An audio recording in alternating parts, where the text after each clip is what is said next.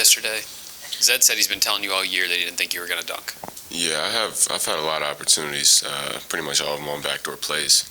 I don't really think about it in the game, but I think it was out of the timeout after we drew up the play. I was like, I'm going to try to dunk it no matter what, even if there was somebody down there. I don't care if I missed it or whatever, but no, it was good to get one, though. It's good to get a win, more importantly. Yeah, what did that feel like for someone like you after going through everything you've gone through this season, and not having, I'm sure, the team success you wanted to have when you transferred here, but knowing that there's only a few games left on the calendar, and to find a way to win yesterday, what did that mean for you? What does that mean for you going into senior day? Yeah, I think to start on, just this year personally has been probably the toughest year I've ever gone through for a number of reasons. One, to start with my dad. Two, I had a really close personal friend that I lost.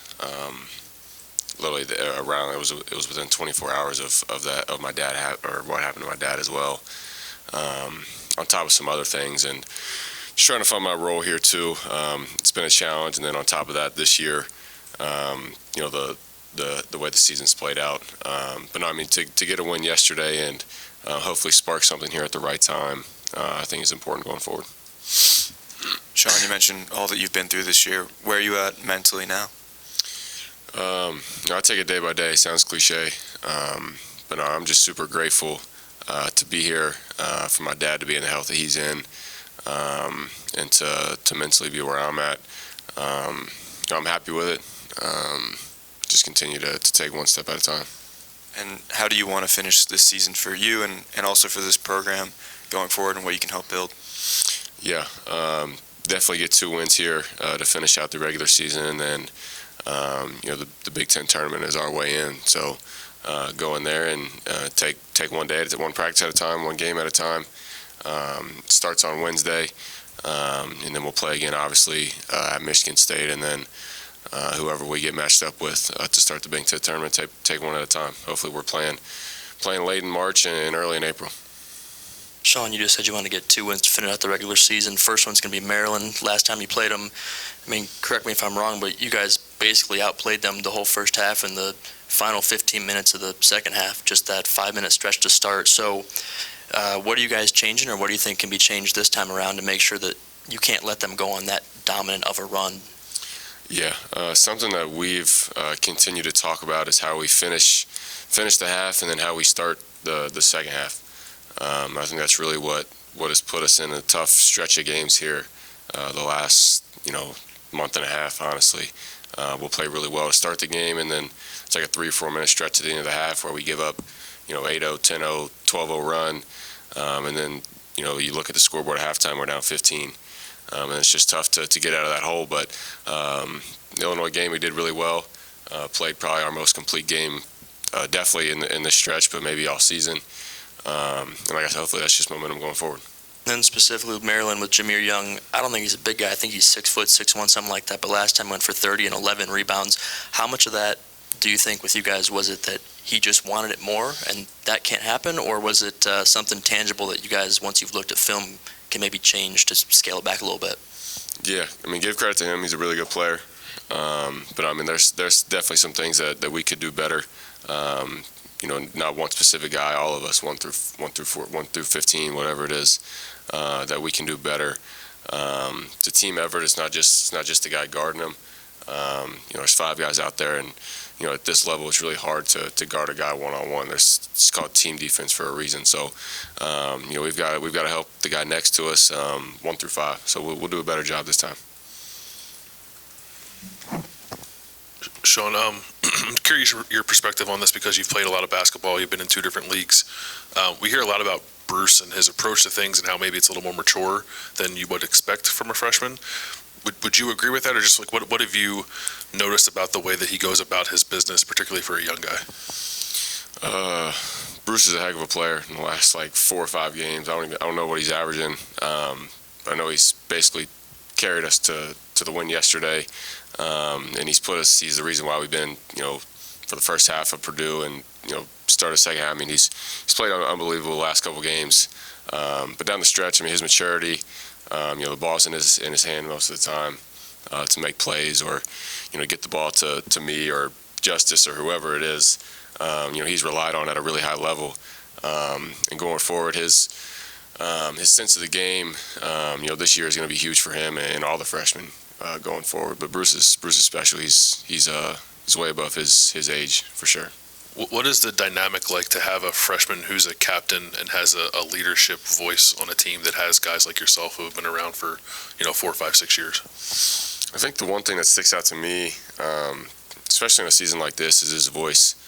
He's never really he's never presented himself as a freshman. Really, his voice has been there, has been present. In times where we go on, where teams make a run, he's saying something to us in the huddle, trying to keep us together and connected, which is important, at this level. And when you go through stretches like this, when you lose, 1 or 2 in a row, things kind of get shaky or can get shaky. And then guys might kind of seem to hide in corners a little bit, but Bruce has never been that guy. He's always been vocal. He's always been a leader ever since the summertime. So for him being the captain, I think it was long overdue for him. Sean, curious, not here at Ohio State, just take this year out of it, but between the Big Ten and the Big 12, what's the best environment, college basketball environment you've ever seen? Just as far as schools go? Campus sites, yeah. Campus sites? Campus Okay. sites. Oh gosh, I would say Kansas is probably at the top for sure. Can't even hear yourself thinking there. Man, that would probably be one. As far as the Big, probably Purdue, obviously, sits at the top of the list as far as the Big Ten goes. But I'm very fortunate. I've been in 2 of the best leagues in America. I've got to experience some cool places to play, and like I said, just extremely grateful for the opportunities. At my time in West Virginia and then here as well. You mentioned Purdue there. I don't know if this is just me saying this, but it feels like in the last 5 years, you hear more about Mackey. Maybe I'm making that up, but what is it about? Is it the T-shirts they're wearing, or is it something with the acoustics in the place? What is it that makes Purdue, the team they have, helps clearly, but what else? Right. Yeah. I think that it's not a huge arena. I don't know what it seats, but it seems like everybody's sitting on top of you. The acoustics, the sound, everything echoes in there, so it makes everything that much more loud. The student body's really energetic, really involved. Makes it fun to play in for sure. Indiana was fun too. Sean, you talked about some of the off-court stuff you've had to deal with this year and how that will always kind of be part of your memory here. There's a lot of stuff I'm sure that you guys go through that fans don't know about, we don't know about, people outside the locker room don't know about. How much is that a thing for players? Going through, you're playing on this stage, people think they know you, but how many guys are going through stuff like that on a daily basis, weekly basis, whatever? Yeah, I think it's tough, and fans and people forget that we're real people too. We're put on television and people see us as basketball players, and that's great. That's what we've worked for, our whole life. But at the same time, we also have a life outside of basketball. I know that's hard for people to realize. It's hard for even us to realize sometimes is, finding hobbies outside of basketball. We live in the gym basically. We're here from sun up to sundown pretty much. But no, I mean, it's been a battle. It's always a battle, especially with social media and the world that we live in now. It feels like we can never get away from it. But no, I mean, just stay in tune with real life and knowing that if I can say anything, just knowing that we're still real people. We still face issues outside of in between the lines and things that are revolved around basketball too. So. What does it take to get through that? When you're dealing with something personal like that you don't, it's your own personal private life, but people are expecting, why isn't he making more shots, or why isn't he doing whatever? What does it take to handle that and get through it? And like you said, to protect your mental health and stuff. Yeah, and this year I've actually taken more time. I've never really been super involved in social media, but just because of what's happened, this year with, like I said, my dad and my friend, and I've tried to stay off of it as much as I can. I know that a lot of guys say that, but it can be so toxic, it can be so negative, and so I try to stay off of it. I haven't shot. From 3, I haven't shot it as well as I would have liked to, but there could be a ton of reasons why you could say that. But at the end of the day, I haven't shot it. how I know I can to my full ability. But I'm enjoying it. I've enjoyed my time here, and hopefully we can start stringing some games here together late. Sean, Chris was talking about senior days are different than they used to be with guys, especially with transfer portal and stuff now. As you go into this senior day, you've only been here 1 year, but what do you expect from that? Maybe not the emotions you would if you'd spent 4 or 5 years at a program, but what do you expect from that, and how maybe is it different than what you've seen from other senior days in the past? Yeah, obviously, as you can imagine, my 3 years at West Virginia, kind of will hit home a little bit more than my 1 year here. But that doesn't take anything away from the connections, the relationships I've built here. Something that'll carry on, with me for the rest of my life. The relationships with the guys, the coaches, everybody involved here, staff.